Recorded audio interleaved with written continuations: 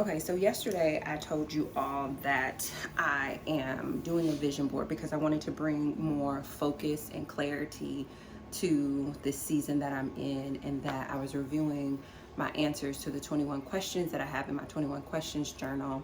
And some of what I did is I went back and I reviewed it on Instagram because I share all the questions and my answers at the end of the year over there. So if anybody is interested in the 21 questions, you don't have to buy the journal. You definitely can. It's on Amazon, but you don't have to buy the journal because the questions are all there. And I was reviewing my answers and I was just like, you know what? Not necessarily that they need to be updated, but there's more that I've learned and more that I want to share and like put down from this perspective, because as I mentioned before, my life has changed so much. And so I wanted to go over for the next 21 days some of the updates to the questions that I answered at the end of the year. Because I think, when I created this journal, my friend had asked me, like, what's your end of the year process? And as much as it's, or what's your, I don't think she said, what's your end of the year process? I think she just asked me what my process was. And as much as I would like to think that the stuff that I do is the stuff that everybody else does, I realize that it's not quite the case. And so I'm referring to my journal and using my journal I'm using my journal frequently throughout the year, even though the bulk of when I fill it out is at the end of the year. And so this is like a perfect example. Like, we're in the middle of July, we're right a little over the halfway mark, and most people are probably evaluating their goals, if not giving up on their goals, and sort of the rest of the year is a wash. And for me, it's like, especially because of how big the beginning of this year was for me, the rest of this year, I mean, even if that wasn't the case, the rest of this year wouldn't be a wash, but it's like especially not a wash because I had some really beautiful things happen at the beginning of the year. But also what I do when all of that is going on, whether I want to kind of step away from what I planned or I want to lean into what I planned, is I literally come back to my journal and I reflect on, well, what did you say you wanted? What did you say you wanted to earn? What did you say you wanted to learn? What did you say you wanted to do? What did you say you were proud of? How can you duplicate those experiences so that way the whole year is a year of a life that you want, as opposed to, oh, the first couple of months when I was all motivated because everybody else was motivated. So to that end, I'm going to share here my updated reflections, what it means to me now, sort of a little over the halfway mark, and any plans or things that I have moving forward as a result of the changes. And I'm just going to randomly choose questions. I'm not going to go in order. There is an order to it when you get the journal, but I'm just going to randomly pick, and then I'll share every day. Okay, so I'm going to start in the income and finance section, and I'm going to start with this question: how do you respond to a yes, and why? And this is one of my favorite questions in the whole journal, because I think that we assume that life is going to tell us no, most of us, because we have experienced or we are currently in some sort of struggle. And even in us being in some sort of struggle, our perspective on that struggle or that challenge is one where I'm not going to get what I want out of life. I'm not going to get what I need out of life. I'm not going to get a yes. And one of the things that I did now almost 2 decades ago was just assume that everything in life is happening for me. Like, everything in life is happening the way that it should happen. It's happening for me, even the stuff that sucks. Like, what do I need to know from this, et cetera, et cetera.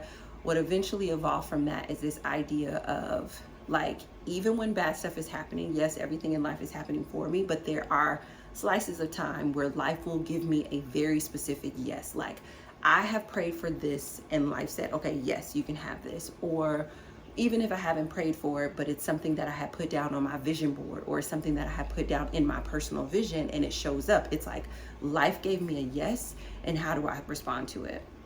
And so probably one of the biggest examples is, like, I really wanted a romantic relationship that was very passionate. I wanted a romantic relationship that was very cerebral. Like, I wanted us to be able to, like, veg out and, like, talk about nothing, but, like, make it deep. I wanted a relationship that was very family focused. I wanted a relationship with a Black man. I wanted a relationship that was, like, incredibly healthy at, like, the mental and emotional level. Like, physical stuff, I had already reconciled that, but, like, mentally and emotionally, like, I wanted there to be, like, a level of health, right? And I remember when me and my now fiance first started dating, you know, I was dating other people. And so I'm evaluating people from this perspective. And then I remember when he asked me to be his girlfriend, and then we're in a relationship. And it's just like sometimes we breeze past that and we don't understand that that's a yes to specifically what you wanted, right? And even as I think about now being engaged and preparing for marriage, this is a yes. So if I think about the yeses that I've received so far this year, getting engaged is a yes from life. Being able to conceive naturally and carry at my big age, as the people say, that is a yes from life. Being able to live in the city that I want to live in the neighborhood that I want to live in, and have like a built-in structures that are like stunning and beautiful, that is a yes from life. Like when every time I look at my bookshelf, I'm like, holy smokes, I can't believe that I get to have this built in, and I can't believe that it's purple. That is a yes from life.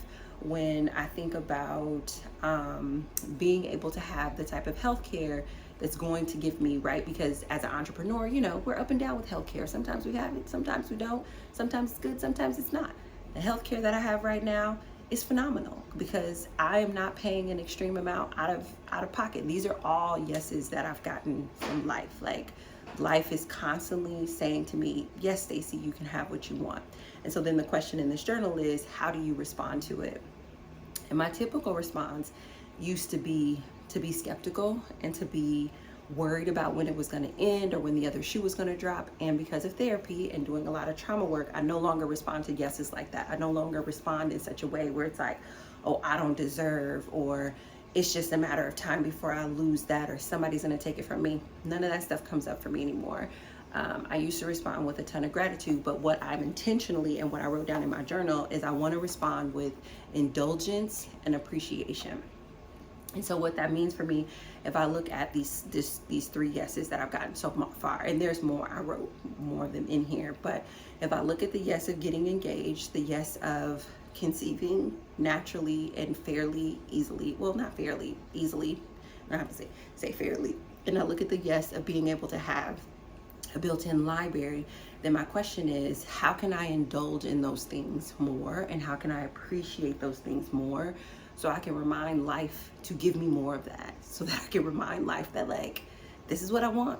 I want more of this. This is amazing. And so when I think about my engagement and my relationship, I think the biggest thing there is allowing the space for us to transition to two adult humans who are living together. Like, that's an indulgence, right? Because I think a lot of times we don't allow ourselves the space to figure out how to live with another person. We assume that because we love each other, because we like each other, because we want each other, we're just gonna be these like perfectly welded together, living together people. And in reality, that's not how it goes. There's a lot of resentment, there's a lot of frustration, there's a lot of arguments, there's a lot of that stuff that happens. But when I think about the idea that this is my yes, right? Like, this person who I'm engaged with, this person who I'm gonna spend the rest of my life with is a yes. So what can I do to appreciate that?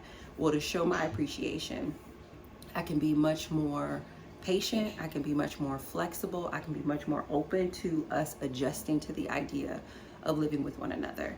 And not the idea, to the reality of us living with one another. I can be more open to giving him the space to, like, present as he would present if he was alone, right? Because I think, especially while we were dating, like, there would be things that he would do that would bother me, because I would be like, we're dating, it should look like this, right? But it's just like, when I think about when I want to come home and what I want to do when I want to come home, and what I need to do after a long day of work and how I decompress, I'm learning to appreciate that. Not everybody decompresses like that. Not everybody comes home that way. Not everybody is set up that way, no matter how much you love them, no matter how much you care about them. So that's one of the ways that I'm really, like, leaning into appreciating this engaged season. I think the way that I'm indulging in it is, like, you guys should see my registry list. I'm very excited about my registry list. Some of the plans that I've made for our, like, celebratory events is very much an indulgence. And even though right now they are plans and they are imaginations, I am indulging fully. Like, I'm sparing no expense, because this is a yes, and I just want to be able to indulge in it. And I just want to be able to enjoy it. So when I think about getting the yes of pregnancy, it's the same thing, you know, expressing my appreciation through me being willing to, not being willing, but expressing my appreciation through changing my language around, especially during my first trimester, which was incredibly difficult. Changing my language around that was very, very hard. I was in an incredible amount of pain. I was deeply uncomfortable. It was very, very difficult, but finding a way to like be grateful that I had conceived, be grateful that I was carrying, and not in like a toxic positivity way, but in a way of appreciation, right? Because that's how I actually want to respond to a yes. I want to appreciate even when it's tough. And then I think in terms of indulging my pregnancy, I am giving myself the space to document this entire thing, to be that person who's like, I want to take a picture. Here's my belly. Let me rub my belly. Let me dress my belly. Let me, like, I'm totally indulging in it. Like, I'm not cutting myself off from the experiences of pregnancy because I've already had a child or because I should know. Nope, I'm not cutting myself off from those experiences. I am leaning into those experiences and indulging in every aspect of my pregnancy. I think the only thing, and that's just recently, that I'm not indulging in is what I eat. And that's because I'm craving dairy and soy, but I specifically decided not to. I don't know what's on my nose, it's itching. But I specifically decided not to eat dairy and soy. And so that's the only thing that I'm not indulging in. But everything else, listen, if I want it, I'm gonna have it. If there's something that like, and I won't even do the whole, oh, the baby wants it. It's like, no. I want it because I'm the person that's carrying this human, right? But just really indulging and like leaning in and allowing myself to fully and deeply and completely enjoy my pregnancy. That's how I've been doing that. And then I think with the last thing in terms of my book shelf, just allowing myself to fill it with the books that I love, the knickknacks that I love, allowing myself to move things around, allowing myself to geek out about the fact that like I don't have enough books to fill this whole space, but like one day this whole shelf will be filled, you know. Like I think the indulgence with the bookshelf is giving, and even just filming in front of it and not telling myself like, oh, people are going to get tired of seeing that as a background. So what? It's how I appreciate this thing where life gave me a yes and where I was able to indulge. And when I think about that as it relates to the latter half of the year, like I'm anticipating so many more yeses from life.